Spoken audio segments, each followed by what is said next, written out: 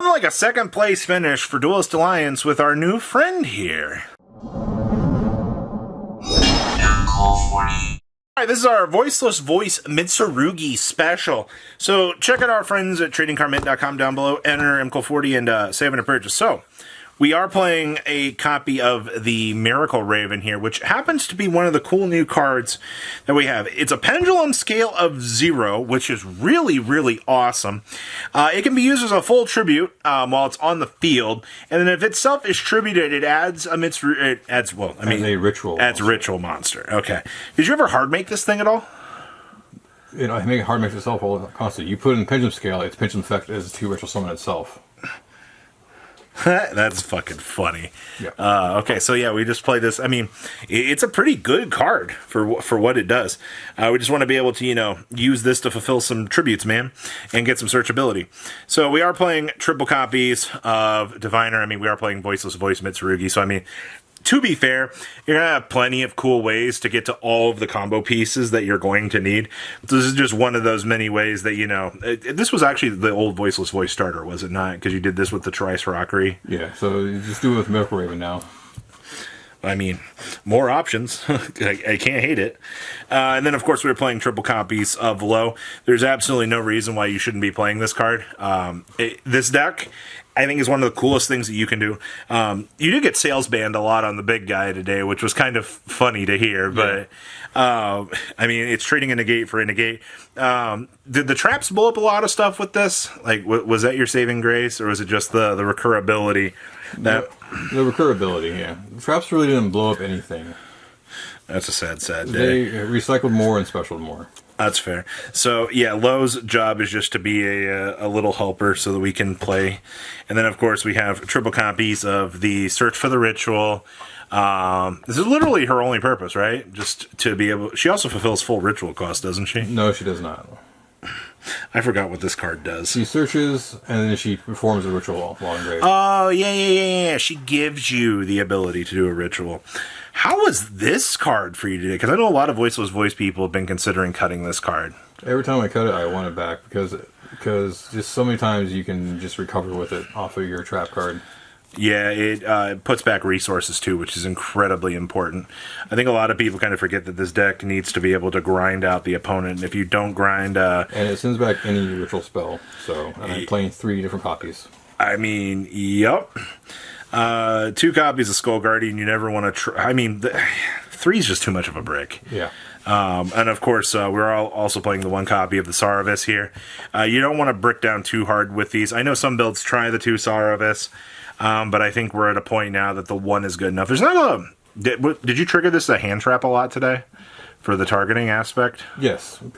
There's been times where it's been bounced to negate a summon, then somehow they clear the targeting protection, so it's actually targeting protection once they clear it. Waste options to clear it, so... Okay. Seems pretty good.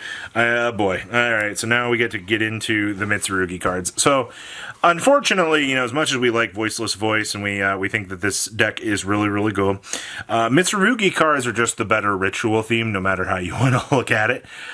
So the Mitsurugi stuff is here to kind of fulfill the role of extra consistency, getting to the pieces, and board wipes, because that's what the big guy does. So, like every other Mitsurugi build under the sun, we're going 1-1-1 on these. Most of the builds don't want to go beyond this. Sometimes I wish the Aramasa was a Night Sword Servant. I mean, you could... How many cards are you playing? I believe I'm 42. You could just put in the 43rd for the Night's End Serpent. Not really, just because I wish this was a body for extra things. I never really needed Aramasa to tribute to search for another Mitsurugi card. This is a rare case when you open it and you normal summon it to start off. I mean, fair. We are playing only 1 copy of this. And then, of course, we're going with the triple copies of probably the best one in the whole wide world, Mr. Habagiri. Did you miss the other ritual at all? No. So there's never any point of wanting to consider to play the other one? Yep. So I see we are doing 1 of this. How was only 1 of these? It was pretty good because, like I said, I have a lot of recurability. I did actually see 1 game where you banished this to actually do the secondary effect. Constantly, but I put it back with blessings. Pretty good. And then, of course, triple copies of Barrier.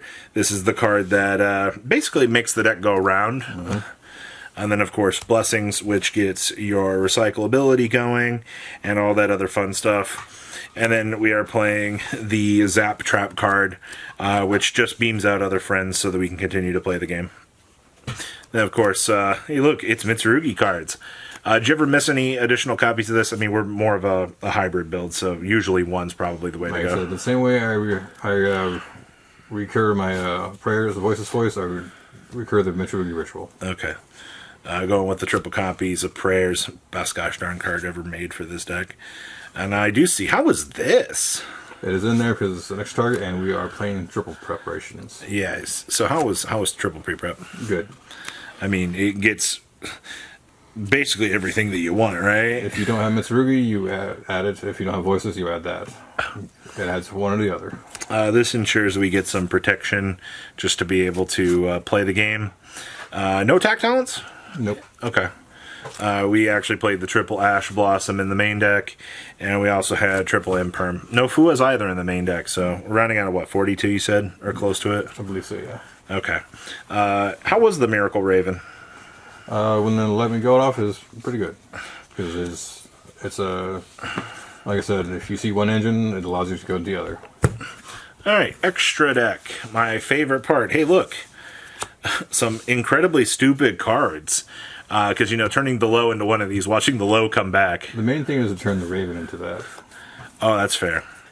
So, tell me about this stupidly good card. Because you need the dark with your low to make this, because it requires 2 attributes and 2 different types. Oh, yeah. What's this thing do? I know it's, it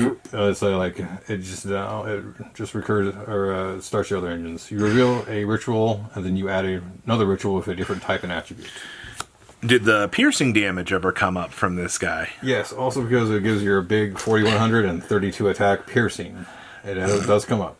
And then when you ritual summon, because you can with both packages, well, no, you can't really with the, you can with trap, but with your blessings, it allows you to ritual summon, so you can't pop cards on their turn.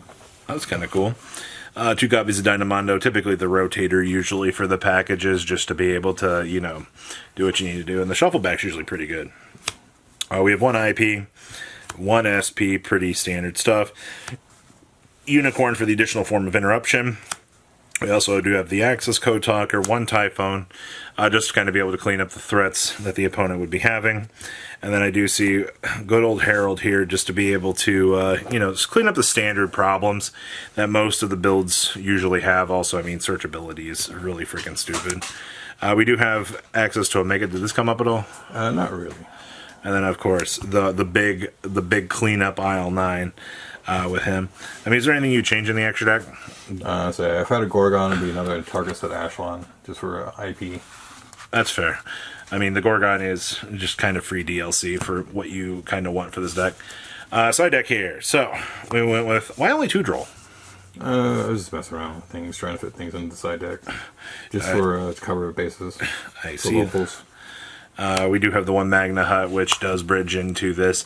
Seems to be about the standard typical Bestial package at this point in time, because you don't really have much of a reason to bulk down too heavy on the Bestial stuff. Going with the 2 copies of the Chaos Hunter. This just shuts out Malice. That's all there really is to it. No, that's Orcus. And Orcus. Yeah, we do have a little bit of an Orcus problem running around right now. I see we are playing 1 copy of the Thrust. With the 1 Thrust, we get a lot of cool options here. So we do play the 1 copy of the Lightning Storm to be able to cycle into, to blow up back row. We have the Raigeki to be able to blow up things as well. We also have Harpy's Feather Duster to be able to clean up things. And then the big tech choice, kind of the format right here. Were you calling Droll Knockbird with this? I never saw it. Oh, okay. I never cited it into it because I always win second. All right, well, that's one hell of a way to go about it. But, I mean, this card's supposed to stop Droll and Lockbird figuratively. Mm-hmm. It puts the pressure on the opponent. We're playing the 1 copy. There can only be 1. This card does so much for us. It's crazy. I mean, you have so many different attributes. And, of course, 1 more thrust target to be able to toggle into. But it's kind of cool to see that Ritual Raven actually was doing things with this deck.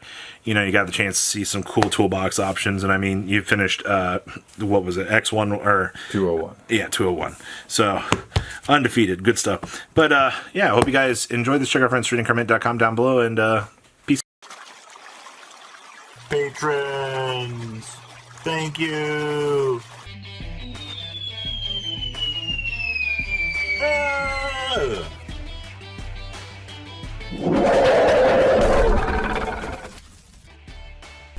Thank you so much for watching. Check out these other videos.